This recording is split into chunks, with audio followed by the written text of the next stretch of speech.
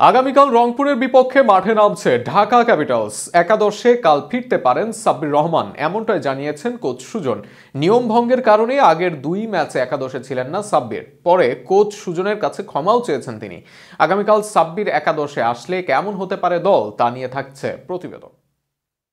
টানা ৩ ম্যাচে ৩ হার দেখেছে ঢাকা ক্যাপিটালস। আগামীকাল শক্তিশালী রংপুরের বিপক্ষে মাঠে নামছে তারা, যারা কিনা ইতোমধ্যেই জিতেছে ৪ ম্যাচ।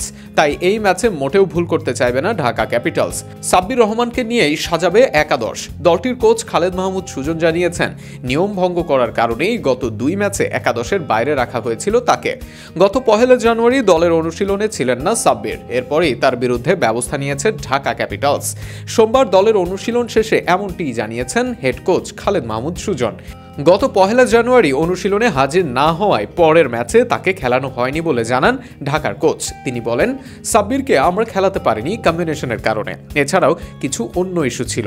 অনেকে হয়তো বলেছেন ফেসবুক বা সামাজিক যোগাযোগ মাধ্যমে। ভেতরের অনেক কিছুই অনেকে জানে না বলে হয়তো মন্তব্য করে দেওয়াটা অনেক সহজ। এখানে আমার হাত ছিল না, অধিনায়কও ছিল দলে, তারও বলার থাকে অনেক কিছুই। সেক্ষেত্রে আগামীকাল সাব্বির ফিরলে তানজিদ তামিমকে ওপেনিংয়ে সঙ্গ দিবেন লিটন দাস। ফর্মে না থাকলেও লিটনের সামর্থ্য নিয়ে সন্দেহ নেই। ঢাকার দলে কাল ৩ নম্বরে খেলবেন স্টেফেন স্ক্যানাজি।